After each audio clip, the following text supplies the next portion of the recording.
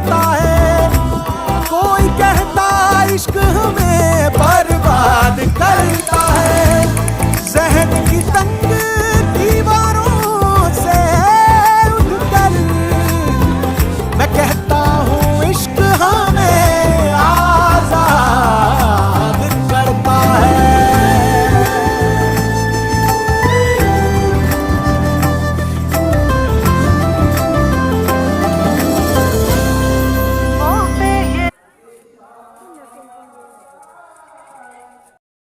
Deu certo aqui,